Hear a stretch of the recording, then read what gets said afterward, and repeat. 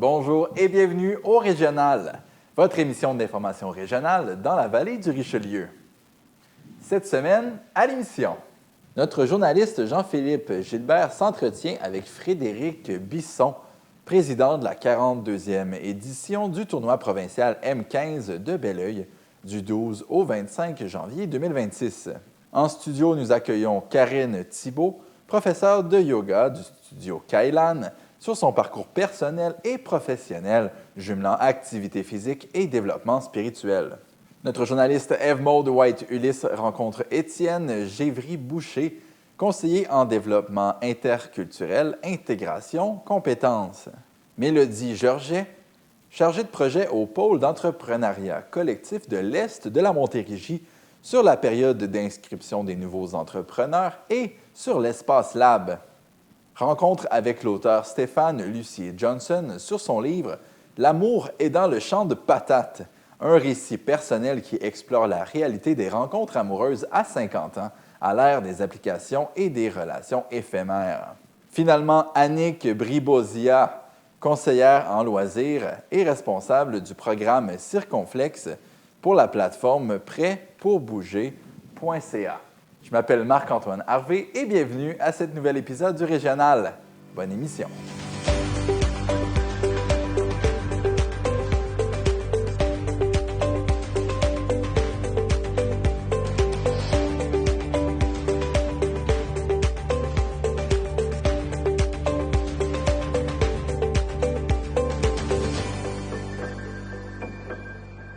L'équipe de TVR9 recueille les informations locales pour vous les présenter sous forme de manchettes, en commençant par la Ville de Belleuil qui lance sa programmation Plaisir d'hiver, une série d'activités extérieures gratuites pour profiter pleinement de la saison froide. Au parc du Petit Rapide, les familles pourront profiter des tubes à glisser tous les samedis et dimanches du 17 janvier au 8 mars de 10h à 16h. Une soirée de ski de fond et de raquettes à la Lanterne est aussi prévue le vendredi 16 janvier de 18h à 21h au club de golf de Belleuil. Les participants doivent apporter leur propre équipement. Les petiteurs ne sont pas oubliés avec l'animation de l'anneau glacé au parc Lorne Worsley les samedis 31 janvier, 7 et 14 février de 9h à midi dans une ambiance musicale et festive. Pour ceux qui souhaitent essayer un nouveau sport, une initiation au ski de fond est offerte les 17 et 18 janvier de 10h à 16h au club de golf. L'équipement est fourni, mais l'inscription est obligatoire. Enfin, la Ville propose aussi un service de prêt de raquettes du 20 janvier au 9 mars au Centre des loisirs sur réservation. Toutes les activités sont gratuites et ouvertes à toute la population. Plus de détails sur le site Internet de la Ville de Belleuil.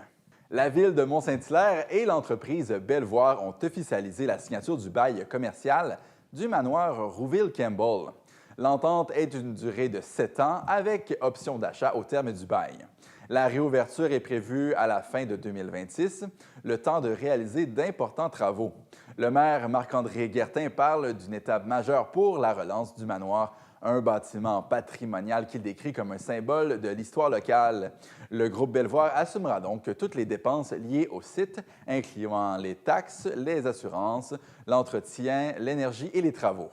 L'entreprise investira 4 millions de dollars pour relancer les activités, puis 3 millions de plus d'ici 2032 pour l'entretien du bâtiment. Le bail est progressif. Belvoir versera 100 000 $ la première année pour atteindre près de 600 000 $ par année à la fin de l'entente. Les revenus générés serviront à la préservation du patrimoine et du manoir. La Ville pourra aussi réserver le manoir une dizaine de fois par année pour ses activités en assumant uniquement les coûts d'exploitation. Le projet permettra la création d'environ 80 emplois, la relance d'un restaurant ouvert au public et l'offre d'une programmation culturelle. La réouverture se fera par phase et l'entreprise s'engage à tenir la population informée de l'avancement des travaux. Rappelons que le manoir avait été donné à la Ville en 2022 par son ancien propriétaire après la fermeture des activités. Après plusieurs consultations, la municipalité avait choisi de maintenir la vocation hôtelière du bâtiment. La municipalité de Saint-Charles-sur-Richelieu présentera pour une deuxième année consécutive le souper-spectacle Blinding Lights dans le cadre du bal en lumière le samedi 14 février 2026.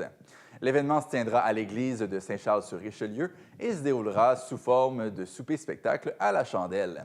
Les profits de la soirée seront remis à l'organisme Enfin chez moi, qui offre des logements supervisés à des adultes ayant une déficience intellectuelle légère ou un trouble du spectre de l'autisme. Les billets sont vendus 60 et incluent le souper et le spectacle. Les places étant limitées, la municipalité invite les citoyens à réserver rapidement en ligne ou par téléphone. La mairesse Julie Lucier souligne que participer à cette soirée permet de soutenir concrètement une cause qui favorise un milieu de vie inclusif et sécuritaire pour les adultes neurodivergents. Le gouvernement du Québec portera devant la Cour suprême du Canada la loi adoptée en 2024 qui avait suspendu le redécoupage des circonscriptions électorales, dont celle de Bordua. Cette loi avait été jugée inconstitutionnelle en décembre dernier par la Cour d'appel du Québec. Elle prévoyait de reporter le redécoupage après les élections de 2026. Si la décision n'est pas renversée, la carte électorale devra être modifiée, ce qui entraînera des changements importants, notamment dans la circonscription de Bordua. La Commission de la représentation électorale propose de transférer Sainte-Madeleine et la paroisse de Sainte-Marie-Madeleine de Bordua vers la circonscription de Saint-Hyacinthe. En échange, Saint-Hyacinthe céderait Saint-Pie, Saint-Dominique et Saint-Liboire à la circonscription de Johnson. Pour Bordua et Saint-Hyacinthe, le reste du découpage demeure conforme à la proposition préliminaire. La Fédération québécoise des sociétés Alzheimer lance sa campagne « N'oublions personne » à l'occasion du mois de la sensibilisation à la maladie d'Alzheimer en janvier. L'objectif est clair, briser la stigmatisation entourant les troubles neurocognitifs et encourager les gens à demander de l'aide plus tôt. Selon un récent sondage léger, plus de la moitié des Canadiens craignent de développer un trouble cognitif et près d'une personne sur deux ne saurait pas où trouver de l'aide. Plusieurs hésitent même à vouloir connaître leur diagnostic par peur de perdre leur autonomie ou devenir un fardeau pour leurs proches. Pour la directrice générale de la Fédération, Sylvie Grenier, cette hésitation est un véritable obstacle. Elle rappelle que s'informer tôt permet d'avoir accès à du soutien et d'améliorer la qualité de vie, autant pour les personnes atteintes que pour leurs proches. Tout au long du mois de janvier, la campagne propose des témoignages, des ressources et des outils pour mieux comprendre les troubles neurocognitifs et savoir où obtenir de l'aide, notamment en ligne ou au téléphone 1-888-Mémoire. La Fédération tiendra aussi une conférence en ligne gratuite le 19 janvier avec le neurologue Robert Laforce afin d'expliquer les 4 formes de la maladie d'Alzheimer et aider à les reconnaître plus rapidement. Voilà, c'était vos actualités de la semaine dans la vallée du Richelieu. Je reçois maintenant le président du tournoi provincial de hockey M15 qui se tient présentement à Belleuil, M. Frédéric Brisson. Bonjour. Bonjour. Donc, avant qu'on parle plus précisément du tournoi, moi j'ai joué au hockey à la fin des années 90. On parlait de catégories Atome, Pee-Wee et Bantam. Pouvez-vous me faire un lien entre maintenant les catégories qu'on appelle les M15 et tout ça? Bien, les M15, dans le fond, ça a été revu par Hockey Québec. Donc, on parle des moins de 15 ans. Puis quand on dit M15, c'est l'équivalent du Bantam de notre temps. Là. OK. Vous êtes impliqué depuis très longtemps dans le monde du hockey mineur. Bien, plus précisément, je dirais au tournoi. Je suis impliqué depuis maintenant près de 17-18 ans sur 2 périodes. C'est ma première année à titre de président, mais j'ai occupé plusieurs rôles là, dans le tournoi depuis les 17 dernières années. Vous avez gravi les échelons. Oui, comme on dit, effectivement. Puis quand on prend les rênes d'un événement comme ça, on part-tu d'un événement qui est clé en main où il y a toujours beaucoup de changements au niveau du déroulement puis de la logistique? Bien, on veut toujours mettre notre petite saveur au tournoi. J'ai été très chanceux parce que mon prédécesseur, Yves Rousseau, m'a laissé un tournoi en pleine santé. De plus, il me laissait une liste là, de choses à faire puis de préparer avant le tournoi et pendant le tournoi. Donc, je dirais que non, c'est pas tout à fait clé en main, mais le tournoi est tellement rodé, on est à notre 42e édition. Donc, d'année en année, on essaye de trouver des nouvelles solutions, des nouvelles choses, mais on n'est pas en train de changer le bateau au complet. Là. Ce serait quoi votre couleur à vous pour laisser votre touche au tournoi? Bien, je suis plus dans la continuité.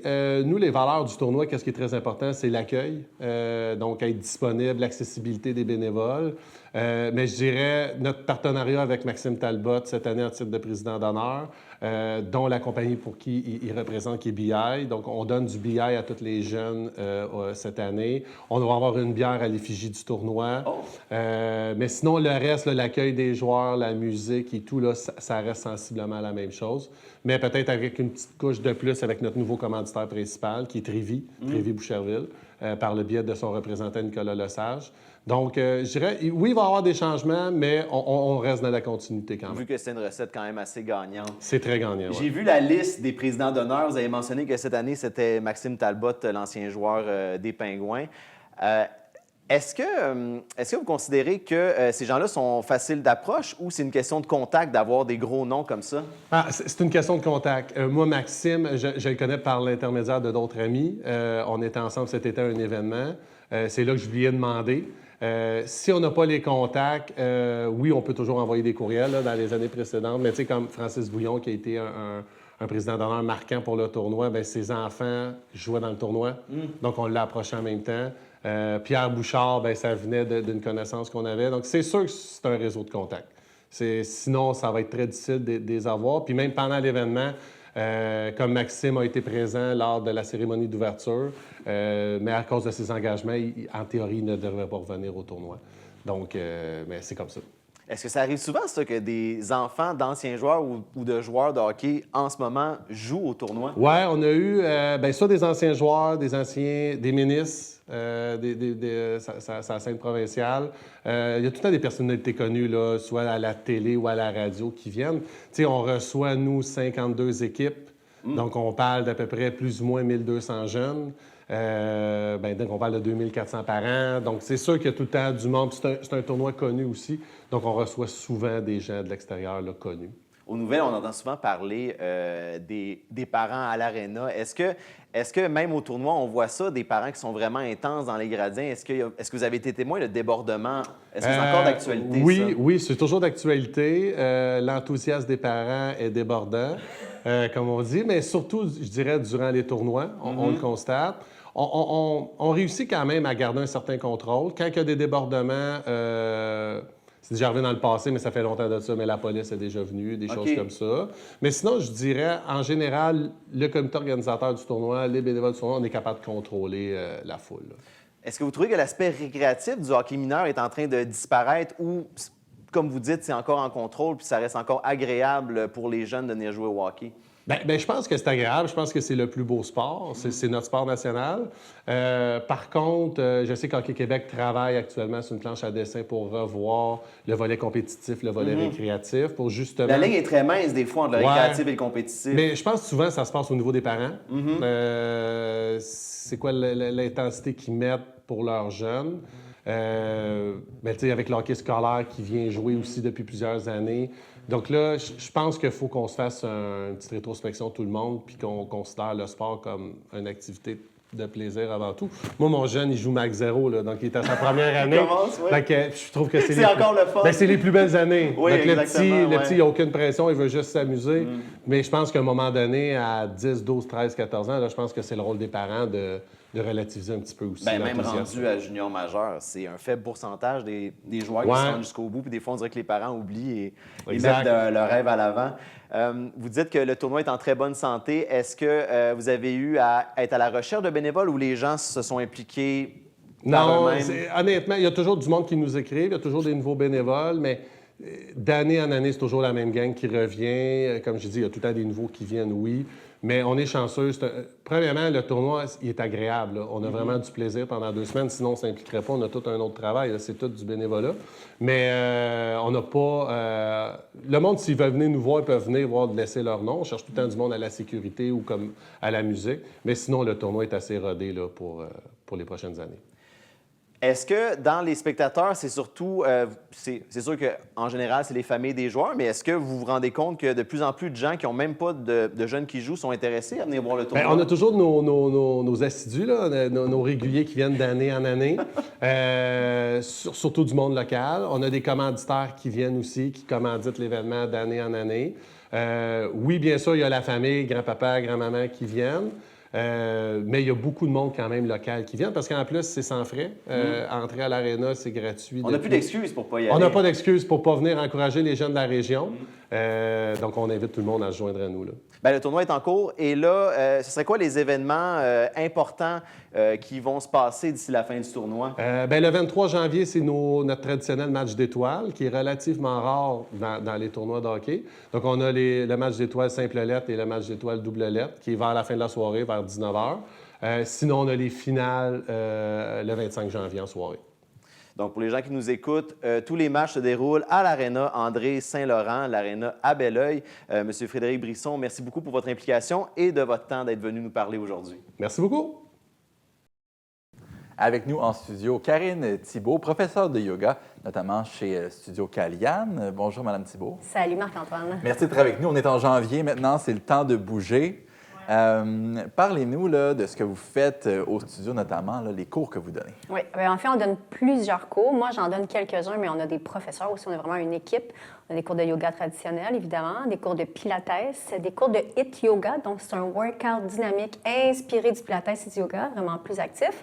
On a des cours de yoga aérien aussi sur des hamacs. Ça pique ma curiosité. On va revenir là-dessus. Est-ce que vous notez une augmentation de l'achalandage, normalement en janvier, après le temps des fêtes? Oui, hein? Les gyms sont pleins, votre studio est plein aussi également. Oui, effectivement. Vous, parlez-nous un peu d'où vous venez, pour les gens qui nous écoutent, pour qu'ils puissent bien comprendre qui vous êtes. Comment vous avez su que vous alliez être une personne qui allait aider les gens à mieux se sentir dans leur peau? Oui, bien en fait, quand j'étais au primaire, je me suis beaucoup investie avec mes amis puis tout ça. J'ai été un petit peu en politique d'école. C'était comme ma façon de m'impliquer, de m'engager, d'inspirer. Je me suis rendue très vite compte que la politique, ce n'était pas pour moi. Ah non, bien, il y a justement un poste qui est ouvert, Premier non, ministre, merci. que ça vous tente pas, non? Non, si on veut rester zen, on s'en va pas là-dedans. Fait que c'est ça, j'ai appris à me connaître au fil des années. J'ai voulu aider de plein de façons. Je me suis aussi démarquée un petit peu plus dans l'entrepreneuriat. Mais je ne savais pas dans quoi exactement. Jusqu'à l'âge de 32 ans, à un moment donné, syndrome de la page blanche, je me suis rendu compte qu'il fallait que je trouve ma voie. Puis c'est dans le corps en mouvement que j'ai finalement trouvé ma voie. Moi, j'ai fait de la danse toute ma vie, mais j'enseignais plus à cette époque-là. J'ai eu mes enfants, puis là, on sait comment c'est, milieu de vie, les enfants, ça va vite, ça tourne, on est fatigué, on n'a plus d'énergie. Et là, le corps en mouvement est arrivé avec l'inspiration du yoga. À 32 ans, vous avez, comme ça. du jour au lendemain, vous vous êtes dit, là, je dois finalement décider. Ça prend du courage faire ça? Ça prend, surtout quand on a une famille déjà? Bien, en fait, je pense que c'est circonstanciel. J'ai été comme pris au pied du mur. Il y a un projet entrepreneurial qui ne fonctionnait plus, qui appartenait justement à mon conjoint de l'époque. Puis là, je me suis dit, OK, moi, je vais faire quoi? Comment, moi, je vais contribuer? Comment je vais aider les gens? Qu'est-ce qui va me nourrir? Puis comment je vais pouvoir contribuer avec ça? Puis là, c'est là que la voie du corps en mouvement puis du yoga est arrivée. Qu'est-ce qui vous a inspiré dans le corps? Vous avez dit que vous avez fait de la danse, mais le partage de ces connaissances-là chez les autres, comment ça vous touche? Bien, en fait, premièrement, c'est parce que ça me fait beaucoup de bien à moi, d'abord et avant tout. Puis après ça, je sais à quel point ça peut faire du bien aux autres. Puis, tu sais, je le vois dans mon quotidien maintenant, depuis 12 ans que j'enseigne, le yoga principalement, mais il y a un avant-yoga puis un après. OK. Donnez-nous un peu un exemple d'une personne que vous avez vue chez vous où vous avez vu un avant et un après. Bien, la plupart de nos clientes, en fait, entrent puis ils savent souvent pas trop ce qu'ils viennent chercher. Ils veulent se sentir mieux, bien, mais ils savent comme pas trop comment. Puis juste de revenir à soi, de respirer, de bouger, puis d'apprendre un peu plus à se connaître, ça crée quelque chose à l'intérieur qui est presque comme une drogue, un peu une bonne drogue, on va le dire comme ça, où on a envie d'en avoir plus, où on a envie de connecter encore plus avec les autres, de prendre plus soin de soi. Puis on devient un meilleur humain aussi quand on est plus aligné puis qu'on se sent mieux. Il y a un lien qui peut être fait entre le corps, le mouvement, l'exercice, puis l'esprit. Oui. En quoi est-ce que ça peut apporter des changements dans l'esprit des gens, de bouger, puis comme vous dites, de connecter avec les autres? Bien, en fait, ça va apporter plein de choses au niveau physique, on le sait, au niveau physiologique, au niveau psychologique, on le comprend aussi maintenant avec toute la gestion hormonale, la gestion des émotions et tout ça. Mais il y a quelque chose de vraiment encore plus profond de bouger le corps, c'est d'apprendre à se connaître et d'entrer un peu dans ce qui est plus grand que nous. Puis tu sais, avec la voie du yoga, c'est ce qu'on apprend un peu, le moment présent, la respiration, apprendre à se connaître à chaque instant pour vivre un peu plus aligné avec qui on est aussi, qu'on soit plus en cohérence. Vous l'avez dit, le yoga, il y a quelque chose de un peu spirituel là-dedans. Comment on fait pour enseigner ça sans tomber dans le cliché un peu ésotérique de la pensée, puis sans perdre les gens là, avec qui pourraient avoir des convictions un peu différentes de ça? Bien, en fait, ma spiritualité, je vais le dire comme ça, là, je vais le nommer parce que je pense qu'on a chacun notre type de spiritualité et nos croyances en lien avec ça. Mais moi, je porte la croyance que la spiritualité, c'est de revenir en soi, d'abord et avant tout. Donc, mon rôle sur mon tapis, c'est d'aider les gens à revenir vers eux, en eux. C'est pas de leur inculquer mes croyances à moi ou mes convictions, c'est qu'ils soient capables d'aller connecter avec les leurs sur leur tapis. Donc, comme ça, je reste en cohérence avec qui je suis et en cohérence avec qui ils sont aussi. OK, mais ça prend aussi du courage. Tu sais, des fois, c'est pas pour rien qu'on vit dans l'instantanéité aujourd'hui, tu sais, qu'on veut être dans ce qui se passe autour de nous. C'est parce que des fois, c'est difficile de revenir à l'intérieur. Je pense que c'est difficile, mais quand on est accompagné, quand on se sent pas seul là-dedans, je pense qu'on peut avoir un peu plus de courage. Puis quand on voit les autres aussi qui font un peu le même cheminement, à travers leur cheminement qui est unique, mais ça permet d'encourager ce retour à soi aussi, tu sais, sans jugement, dans l'acceptation de ce qui est, tu sais. Puis les gens que ça ne sera pas en cohérence, ils ne seront pas avec moi sur leur tapis. OK, il y a un filtre qui se fait. Oui, on s'entend. Tu sais, si on veut faire du yoga, on sait qu'il y a quand même une petite notion de profondeur à la pratique. Déjà. C'est intéressant. Vous avez parlé rapidement de yoga aérien. Ça pique ma curiosité. Qu'est-ce que c'est en particulier? Bon, c'est fait avec des hamacs de cirque. Souvent, on peut avoir vu ça, des tissus là, dans des spectacles de cirque. Nous, c'est un tissu qui a 2 ancrages.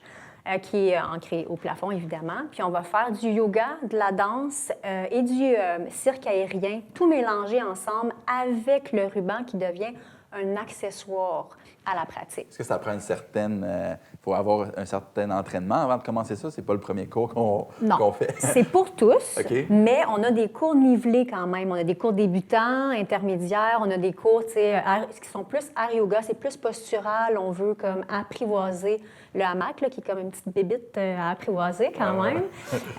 Mais c'est pour tous, c'est vraiment pour tous. On va donner votre site internet, kalianstudio.com. Vous offrez également des cours en ligne. Comment ça fonctionne pour s'inscrire? Oui, pour les cours en ligne, c'est sur karinethibault.com parce que moi, j'ai développé des programmes en ligne pour les gens qui veulent faire ça à la maison, 20 minutes par jour, à tous les jours, très variés, pilates, yoga, mobilité, on travaille avec des dumbbells, en tout cas, bref. Puis sinon, kalianstudio.com pour les gens qui veulent venir en studio, se faire accompagner dans un espace, dans un safe space, sans jugement. Madame Thibault, merci beaucoup d'avoir été avec nous. C'est le temps de bouger. On est en janvier. On va essayer d'être actifs. Je vous souhaite une bonne année 2026. Puis merci de faire bouger les gens dans la région. Merci pour l'invitation. Je suis présentement à Intégration Compétences, ici à Belleuil, et j'ai la chance de m'entretenir avec M. Givry-Boucher. Bonjour, M. Givry-Boucher. Bonjour. Vous êtes conseiller en développement interculturel ici. Exactement. Qu'est-ce que ça implique exactement? En fait, chez Intégration Compétences, on a plusieurs mandats, mais un de ces mandats-là, c'est entre autres d'accompagner les gens qui arrivent d'un peu partout dans le monde, qui viennent s'installer dans notre belle région et de les accompagner en fait dans leur installation ici, dans leur processus d'intégration. Mais en fait, cette intégration-là, elle peut difficilement être complète, si on veut, sans qu'on ait une communauté qui accueille. Une communauté qui est la plus inclusive possible. Donc, moi, mon mandat, c'est de voir comment est-ce qu'on peut s'organiser collectivement pour faire en sorte que quand on accueille les personnes issues de l'immigration, bien, que ça soit de manière positive, constructive, puis qu'on développe des occasions d'échanges, de rencontres entre tout ce beau monde-là. Oui. Concrètement, quelqu'un vient vous voir, qu'est-ce que vous pouvez lui offrir exactement? Je leur offre en fait des opportunités de s'impliquer, peut-être au sein de certaines activités qu'on organise, mais surtout des occasions de rencontrer des gens, Ça dépend qui vient nous voir, évidemment. Si c'est une personne nouvellement arrivée, bien, on peut la mettre en contact avec des gens de la société d'accueil. On a même un programme de jumelage interculturel qui amène même à des liens d'amitié sur le long terme. Donc, vraiment, c'est là tout le sens de mon mandat, c'est de profiter de chaque petite occasion où on peut faire tomber certaines barrières au niveau interculturel, puis amener les gens à mieux se comprendre, à mieux se connaître. Vous avez des installations ici qui sont magnifiques. Vous offrez des activités. Quel genre d'activités? Là, ici, on est dans une pièce où est-ce qu'on semble pouvoir enregistrer des podcasts? Oui, exactement. On a un studio de balado qui est disponible à la location, mais on l'offre aussi à certains partenaires du milieu communautaire, par exemple, qui auraient besoin du studio pour enregistrer certains contenus jeunesse. On a des projets de plus en plus qui vont se développer autour de ce studio-là pour profiter de ces magnifiques installations, effectivement. Vous avez le Café du Monde en bas que j'ai pu observer? Oui, exactement. Donc, c'est un espace qu'on a aménagé pour rendre ça le plus convivial possible. Il y a des gens qui peuvent venir prendre un café, manger des collations, puis s'installer avec des personnes de diverses cultures, puis simplement entamer une discussion, voir où est-ce qu'on est différent, où est-ce qu'on se rapproche peut-être, où est-ce qu'on a des similitudes au niveau interculturel. Il y a des cours de français aussi qui s'offrent, c'est ça? On n'a pas de cours de français ici à proprement parler. Par contre, Intégration Compétences organise parfois des ateliers de conversation en français qui permettent de compléter, si on veut, en complémentarité avec la francisation, qui est un programme gouvernemental.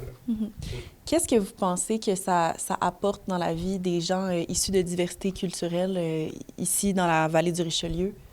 Bien, je pense que ça apporte d'une part une reconnaissance de leur existence. De leur ethnicité, de leur... Oui. Bien oui, dans toute leur complexité.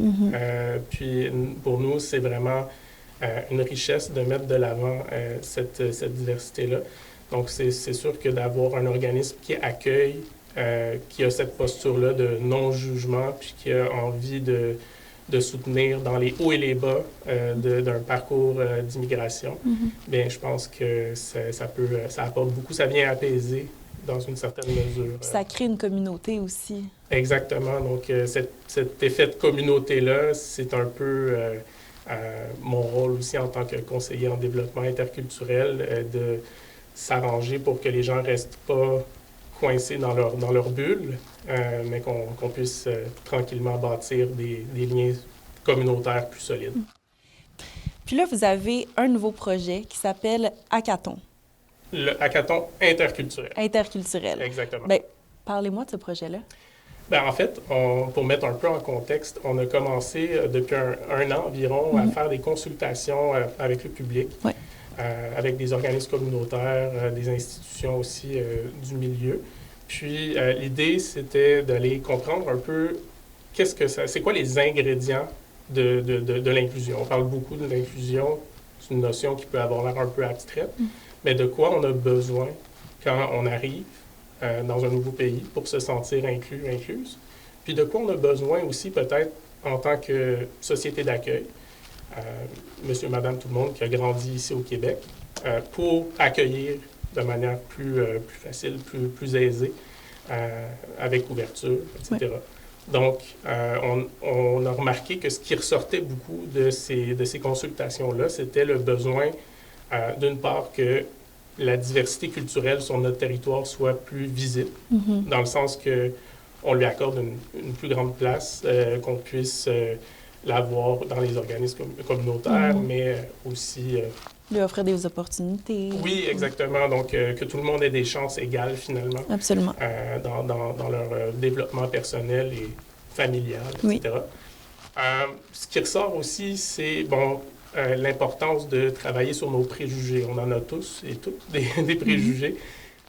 On n'est pas infaillible. Et puis, je pense qu'on a des apprentissages à faire au niveau interculturel qui sont sont pas là pour être moralisateurs, mais qui sont importants quand même, je pense, pour qu'on puisse bâtir justement un sentiment de communauté. Puis finalement, le troisième élément qui ressortait beaucoup de ces rencontres-là, ben, c'est aussi l'importance d'avoir, comme on disait, des occasions de rencontres, des lieux, des espaces où les gens ont la possibilité d'aller au-delà de leur peur, de leur méconnaissance, de leur... De découvrir du nouveau potentiel. Exactement, Oui. avec ouverture. Donc, c'est un peu dans ce sens-là qu'on a bâti le projet du hackathon interculturel. Donc, c'est là où on en est arrivé à bâtir ce projet-là de hackathon interculturel. Oui. Je vous explique dans les grandes lignes de quoi il s'agit. En fait, c'est un projet qui est d'abord collectif. On est plusieurs partenaires du milieu communautaire et des institutions publiques à collaborer à ce projet-là. Puis l'idée, c'est justement de rassembler la population autour de cette idée-là de l'inclusion et de la rencontre interculturelle.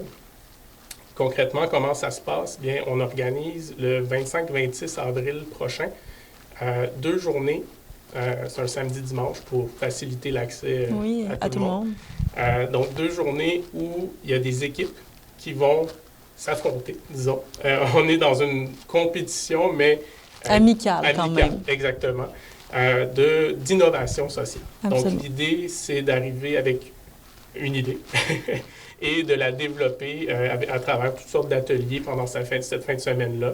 Donc, si on reprend l'exemple des Cafés du Monde, bien, quelqu'un aurait pu arriver puis dire « Ah, ben moi, j'aimerais organiser une activité comme celle-là où les gens peuvent prendre un café entre eux. On part de cette idée-là, mais je ne sais pas trop comment m'y prendre. J'ai des voisins qui viennent de la Colombie, puis j'aimerais mieux les connaître. Je ne sais pas trop par où commencer.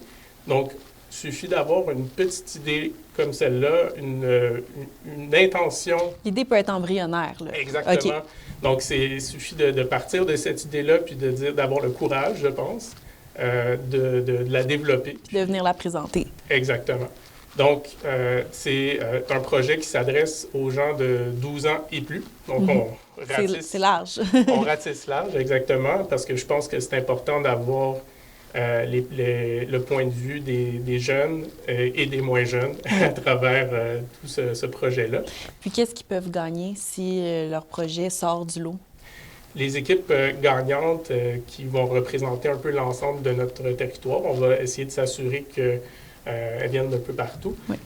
Elles peuvent, en fait, elles remportent d'abord avant tout un accompagnement de notre part pendant une durée d'1 an après le hackathon, où on va pouvoir les accompagner dans la recherche de financement pour démarrer leur projet, dans la promotion de ce projet-là, dans la mobilisation de la communauté autour de leur idée. Donc vraiment, c'est stimulant, ça permet de mettre de l'avant leur initiative puis de la valoriser. Absolument. Pour ceux qui pourraient hésiter à s'inscrire, qu'est-ce que vous aimeriez leur dire pour les convaincre? Bien, premièrement, que c'est une super opportunité de mettre son petit grain de sel dans une initiative qui amène du positif. Je pense qu'on travaille pour le bien commun à travers tout ça.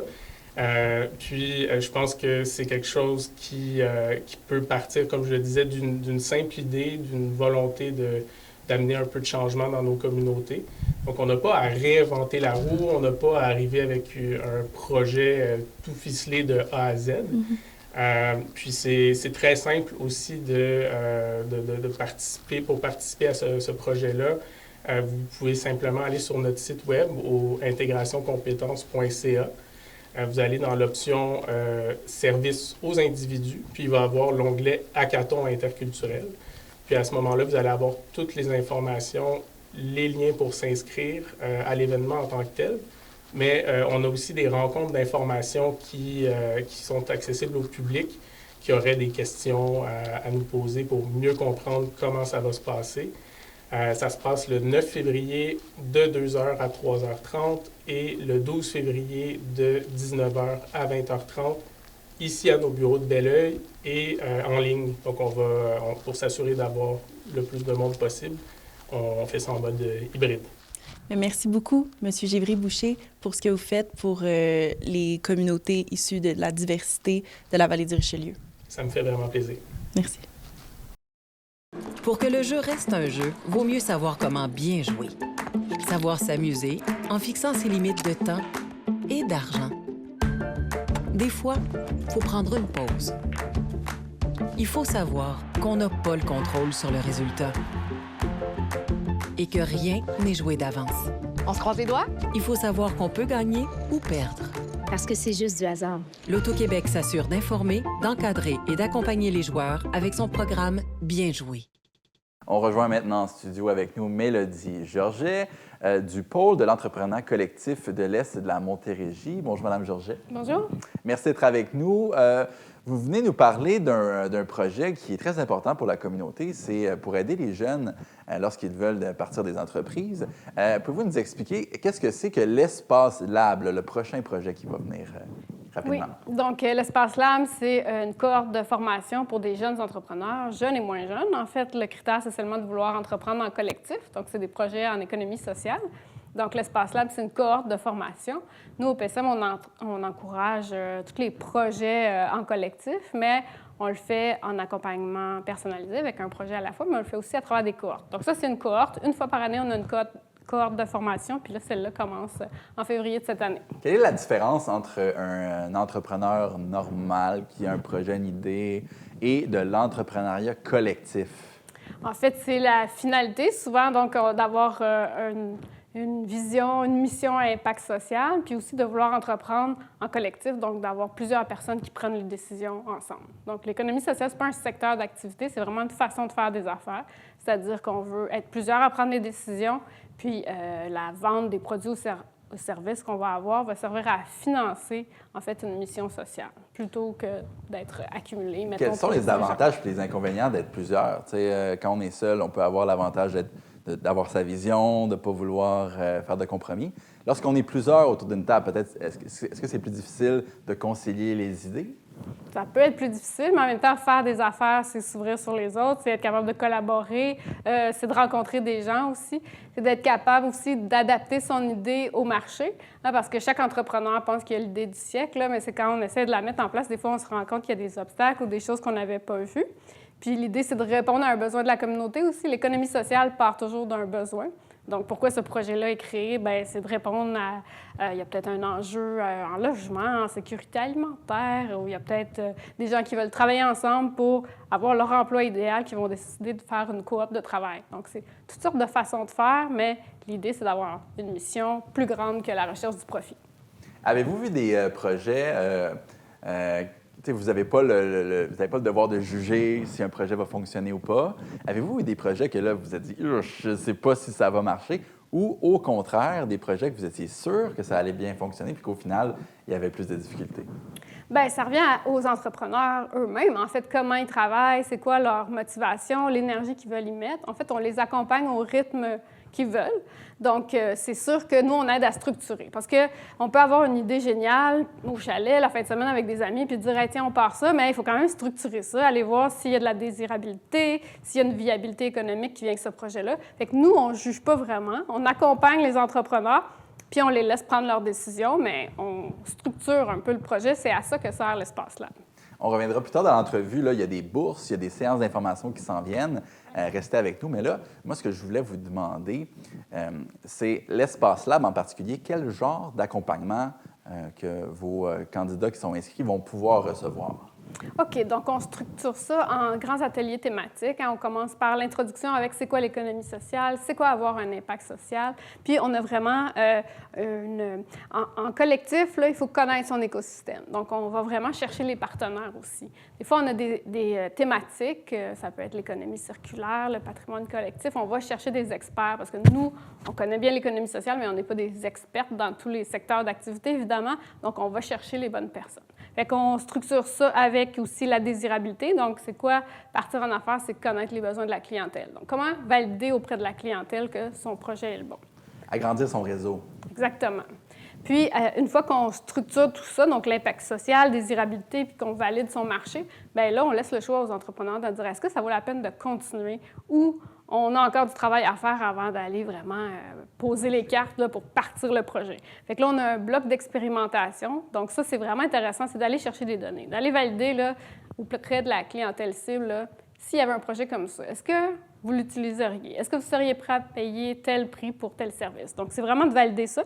Puis après ça, une fois que le go est donné, bien là, on regarde vraiment tout le montage financier. Qu'est-ce qu'il faut qu'on mette en place pour faire partir le projet? Puis là, on fait appel aussi au réseau de la finance solidaire parce que ce qui est bien avec l'économie sociale, c'est qu'il y a vraiment des bailleurs de fonds au Québec qui financent des projets comme ça parce que c'est des projets qui sont viables, qui sont bons pour les collectivités, qui durent longtemps, qui font vraiment une différence là, dans le développement des communautés. Il y a également de l'aide qui peut aller directement aux entrepreneurs avec notamment une bourse pour les moins de 35 ans. Oui, on encourage l'entrepreneuriat auprès des jeunes. Donc avant, c'était une bourse seulement pour les étudiants. Maintenant, c'est ouvert à toutes les personnes de moins de 35 ans qui veulent partir un projet d'économie sociale. Donc, ils peuvent avoir une bourse pour ça. Donc, ils ont juste à communiquer avec moi. Puis, OK. Là, comment on s'inscrit? Vous avez une rencontre d'information qui est le 21 janvier. Ça va être à 11 h. Donc, ça, c'est disponible, j'imagine, sur le site psm.com. psm.ca. On va dans la section calendrier, puis il y a les événements à venir. Vous pouvez vous inscrire. Donc, c'est à 11 h. On va répondre aux questions des gens. On va présenter c'est quoi les grandes étapes de l'accompagnement. Puis après ça, on commence. Les gens peuvent s'inscrire jusqu'à la fin du mois. Puis en février, on commence les rencontres. Donc, c'est en mode hybride. Donc, on ne déplace pas tous les gens à chaque rencontre. Là, c'est des rencontres de 2 heures en ligne. On en a à intervalles réguliers. On a une activité de clôture aussi où tous les projets sont réunis, qui vont faire une petite pratique de pitch auprès des partenaires. Donc, c'est toujours des super beaux événements. Bien, on ne sait jamais où ça peut venir. On part avec un projet, on rencontre des personnes dans le parcours, on peut pivoter. C'est un milieu vraiment intéressant, en effervescence. Madame Mélodie Georget, je rappelle, vous êtes chargée de projet au PSM.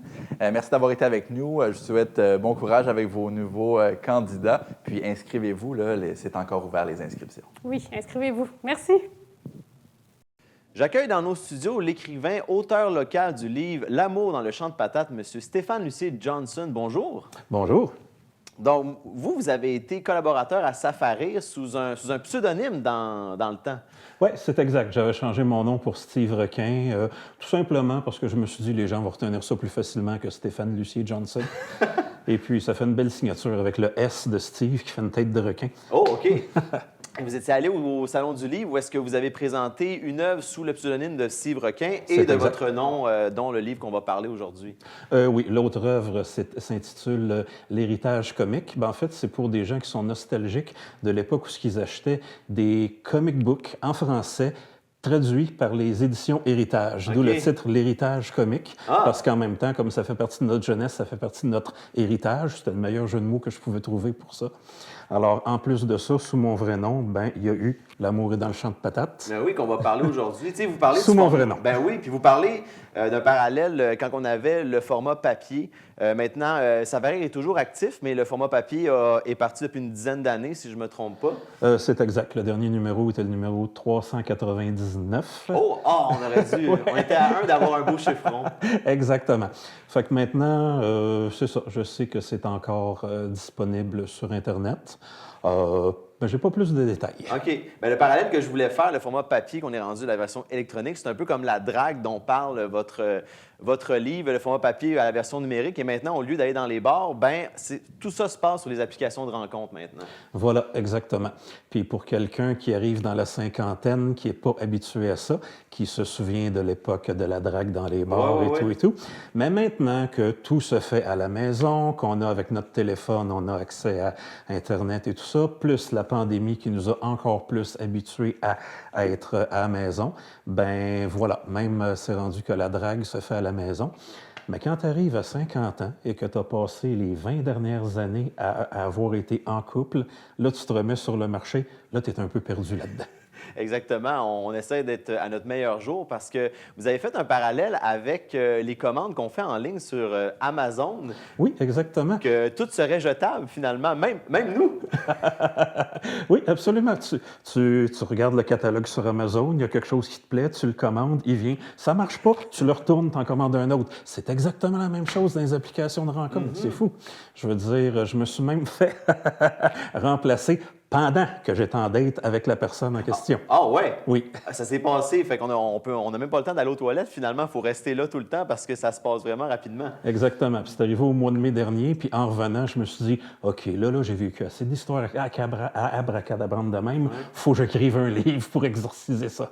Ah ben, c'était justement le sujet de ma prochaine question. Est-ce que l'idée du livre vous êtes venu rapidement ou c'est après avoir accumulé beaucoup de péripéties? C'est après en avoir accumulé plusieurs. Je mettais ça des fois en statut sur mon Facebook ou bien sur mon blog. J'ai un blog qui s'intitule « Mes prétentions de sagesse ». Et les gens qui lisaient ça, qui riaient, ils disaient « T'as-tu pensé à mettre ça sous forme d'écrit? T'as-tu pensé à mettre ça sous forme de livre? C'est trop drôle, tes histoires. » Mais c'est surtout... C'est une écrivaine, l'historienne Catherine Ferland, qui m'a écrit pour me dire que les histoires, on peut dire les histoires d'horreur de rencontre, on en entend beaucoup parler, mais seulement du côté de la femme qui raconte des histoires d'horreur avec les hommes qu'ils ont rencontrés.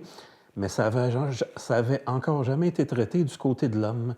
Et ce qui l'a le plus frappé, c'était le fait qu'on ne vit pas pantoute la même chose. Pour vulgariser un peu, je vais dire, quand une femme s'en va dans un blind date, il y a deux choses qui la préoccupent. Elle espère que le gars va ni l'agresser, ni l'assassiner, tandis que l'homme, il a juste peur qu'elle soit plus grosse que sur sa photo.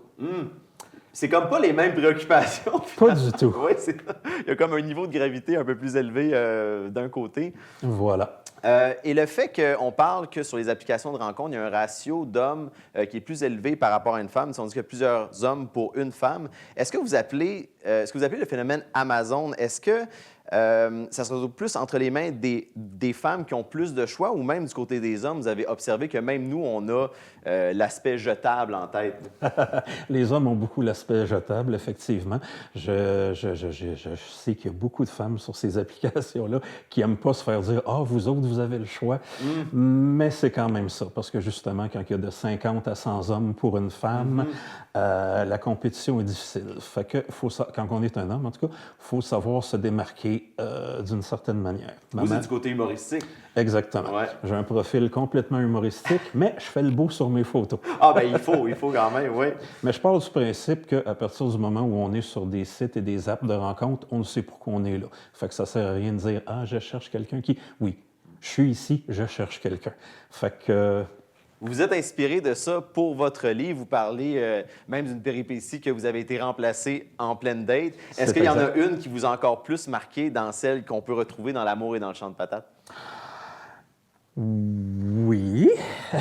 Vous avez l'embarras du choix. Plusieurs. Oui, c'est ça. J'ai l'embarras du choix, ou je devrais dire le choix de l'embarras. Alors, je vais prendre embarras numéro 1. Parfait. Bien, c'est la fin. On a hâte de l'entendre parce que...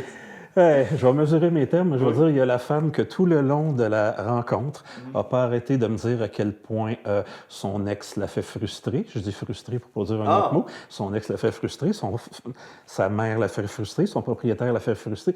Rien que de ça. OK. Arrivé chez moi, je l'ai bloqué de partout. Ça a dû la faire frustrer. Puis vous avez cherché à faire ça aussi dans le respect parce que vous avez eu des péripéties avec des rencontres avec des femmes, mais tout ça, vous ne voulez jamais mettre la faute sur ces femmes-là. Vous voulez vraiment mettre un portrait plutôt humoristique sur la situation, plutôt en rire. Mieux vaut en rire. C'est exact, parce que premièrement, c'est sûr que les gens vont dire... C'est impossible que tu aies rien rencontré, rien que des crackpots. Le dénominateur commun, c'est toi. Fait que, ouais, OK. Mais oui, je peux comprendre. Surtout à l'âge qu'on est rendu, les gens ont beaucoup de vécu puis ont beaucoup de bagages, comme on dit. On doit le prendre en considération. Il faut que je prenne ça en considération. Une fille qui s'est toujours fait tromper, surtout sur les réseaux sociaux, je comprends qu'à part déjà avec « OK, c'est un gars, il va probablement me faire tel ou tel truc comme les autres ». Je comprends. Ouais. Je veux dire, on est supposé apprendre de nos erreurs puis de notre vécu. Alors, c'est sûr que je ne peux pas demander à chaque personne de faire table rase à chaque fois. Ensuite, ben, c'est vrai que moi-même, ayant... Avez-vous perdu espoir en trouver la bonne personne? Non, puisque j'ai trouvé la bonne personne plusieurs fois. Okay. Quand on a un match, c'est la bonne? Et éventuellement, la prochaine va être la bonne, je suis sûr. OK. Mais oui, Mon livre, justement, se termine avec une relation avec une femme avec qui j'avais beaucoup en commun, qu'elle-même était autrice, écrit des livres en Gaspésie. OK. La relation a duré 5 mois. OK. Parce que, malgré le fait qu'on avait beaucoup de points en commun, on s'est rendu compte que c'est beau d'avoir des points en commun, mais ça prend le petit truc de plus. On est encore amis, c'est même Ça elle. prend la petite étincelle amoureuse, finalement. Parce que c'est ça, souvent, on a des matchs avec des intérêts communs et tout. Voilà. Ouais. Mais en même temps, quand tu matches avec quelqu'un parce qu'il y a juste l'attirance physique, ben quand vous êtes pas au lit, vous faites quoi? Vous parlez de quoi? C'est quoi que vous avez en commun? Fait que c'est de trouver exactement le bon équilibre entre les deux. Et ça, j'avoue que autant en personne que sur le net, c'est pas facile.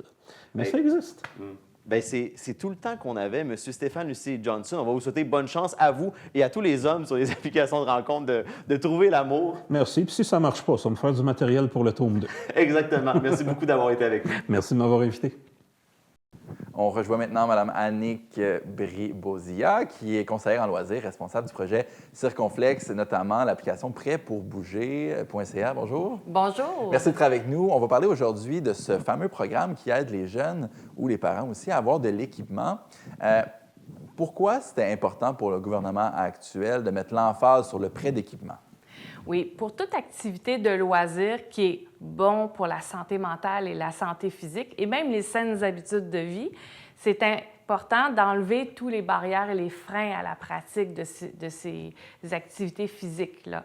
Donc, le coût de l'équipement, l'achat d'un bon équipement pour avoir une pratique sécuritaire était, entre autres, visé par ce projet. Quel genre d'équipement ça concerne? Est-ce que c'est tous les équipements? Est-ce que c'est des équipements plus spécialisés? Comment vous faites le choix là, des catégories d'équipements? En réalité, on retrouve vraiment toute la gamme de produits.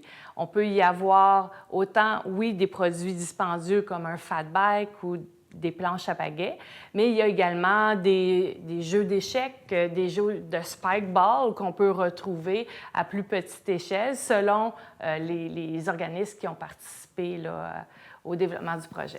OK, donc vous en parlez des organismes. Donc, c'est pas pour que les gens comprennent à la maison, là, il y a un financement qui est émis par le gouvernement, puis ensuite, chaque organisme des régions peuvent faire une demande pour obtenir ce financement-là. Est-ce que je me trompe? Exactement. Depuis 2024, les organismes peuvent soumettre des projets. Donc, ça va avec le besoin du milieu. Il peut y avoir des municipalités, des organismes à but non lucratif et même des organismes communautaires qui nous ont soumis des projets. Donc, on se retrouve aussi avec de l'équipement adapté pour les personnes à besoins particuliers. Donc, tous ces projets-là peuvent être soumis et on accepte les projets.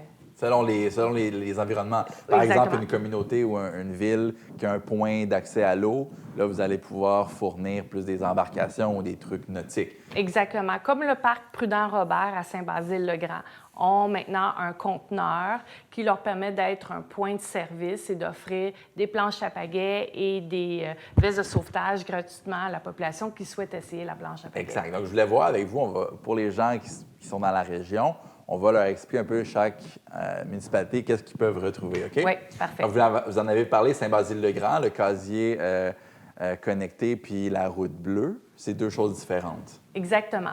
Le casier connecté, lui, se trouve en ville, près de l'aréna. Il s'agit d'un ensemble de 6 casiers où on retrouve du plus petit équipement. Par exemple, des raquettes de ping-pong et des balles de ping-pong pour ceux qui veulent essayer la table de ping-pong qui se trouve dans le parc. À ce moment-là, vous devez arriver avec un cellulaire et en créant votre compte sur BoxUp, ça vous permet d'ouvrir la porte magnétique pour aller récupérer l'équipement, jouer 1 heure de ping-pong, puis remettre l'équipement en place et refermer la porte pour que le prochain utilisateur puisse l'utiliser. Donc, c'est plus un prêt d'équipement autonome à cause de cette connexion. Ça, c'est gratuit. Ça, c'est gratuit. Tout est gratuit. Magnifique, ça. Oui. Est-ce que ça arrive des fois que vous devez faire de la maintenance, j'imagine? Il doit y avoir des petits problèmes. J'imagine qu'il y a des gens qui vont sur les lieux pour vérifier que les équipements sont toujours en bon état.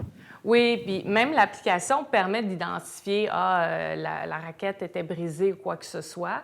Puis aussitôt, une information s'en va à la ville et la ville change l'équipement. OK. Du côté de Carignan, maintenant, vous avez des Fat Bikes. Oui, donc ça, c'est tout nouveau de cette année. On vient de leur accorder un financement pour offrir les Fat Bikes gratuitement à la population. Ça, un fat bike, c'est les gros vélos avec les grosses roues, c'est ça? À pneus surdimensionnés, effectivement. Là, donc, le vrai terme, c'est un vélo avec des pneus surdimensionnés. Puis, est-ce que c'est un bon exemple, ça, les fat bikes, de genre d'équipement qui est assez dispendieux, donc ça vaut la peine de l'essayer avant d'en acheter un? Exactement. Un vélo fat bike a une valeur de 2000 $ à peu près. Donc, il faut avoir... ça permet de l'essayer avant d'en acheter un, si on aime la pratique ou pas. Parce que faire du vélo à pneus surdimensionnés, c'est pas pareil comme faire un vélo... je ne sais pas si vous l'avez déjà fait. Oui, je l'ai déjà essayé. Vous? C'est le fun, non? J'ai jamais fait ça. Donc, c'est vraiment très différent. On pédale plus lentement, plus dans le beurre, là, un peu. Là. Le feeling est différent, mais c'est très agréable parce que c'est 4 saisons. Okay. Donc, on peut en faire même l'hiver. De là, la popularité de cette pratique-là. Rapidement, pour terminer, vous avez aussi à Belleuil, vous avez un gym et vous allez avoir un point d'accueil pour la piscine en eau vive pour cet été. Oui. Et à Chambly, du côté de Chambly, vous avez une remorque pour les vélos. Alors, vous en avez dans tous les coins de la région où les gens peuvent essayer des nouveaux sports ou encore là, pratiquer les sports qu'ils aiment à faible coût. Oui, exactement. Puis on a également 2 organismes différents également qui servent de centrale de prêt d'équipement. Premièrement, on a À vélo sans âge qui est à Belleuil, qui offre vraiment pour une clientèle plus nichée, le service de vélo à poussette. Là. Donc, on a un bénévole en avant et des aînés qui sont assis en arrière. C'est comme un pouce-pouce un peu. On avait déjà rencontré ces gens-là ici. Oui, c'est ça. C'est vraiment super. Ça fait sortir là, les aînés de leur environnement. Ça les fait prendre de l'air. Ils sont super heureux quand ça arrive. C'est super. Donc, on rappelle aux gens le site Internet prêtpourbouger.ca. Vous allez avoir toute l'information. Vous avez une carte interactive pour trouver les points de service près de chez vous. Vous pouvez avoir de l'équipement. Madame Brie-Bozia, merci beaucoup d'avoir été avec nous. C'est super d'inviter les gens comme ça à bouger et puis de leur fournir les moyens de leur ambition. Je vous souhaite d'avoir plein d'autres projets qui vont pouvoir le faire. Merci beaucoup pour l'invitation. Plaisir. Au revoir. Voilà, j'espère que vous avez bien apprécié l'émission de cette semaine. On dit merci à toute l'équipe en studio. Et parlant du studio, l'année 2026, le régional fait peau neuve avec un nouveau look et il ne manque que vous. Envoyez-nous vos coordonnées à l'adresse info@commercialtvr9.com si vous voulez venir participer à l'émission. Sinon, on se dit à la semaine prochaine pour de nouvelles actualités dans la vallée du Richelieu.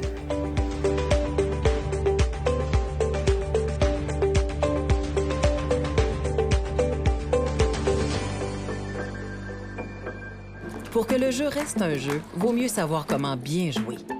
Savoir s'amuser en fixant ses limites de temps et d'argent. Des fois, il faut prendre une pause. Il faut savoir qu'on n'a pas le contrôle sur le résultat et que rien n'est joué d'avance. On se croise les doigts? Il faut savoir qu'on peut gagner ou perdre. Parce que c'est juste du hasard. L'Auto-Québec s'assure d'informer, d'encadrer et d'accompagner les joueurs avec son programme Bien joué.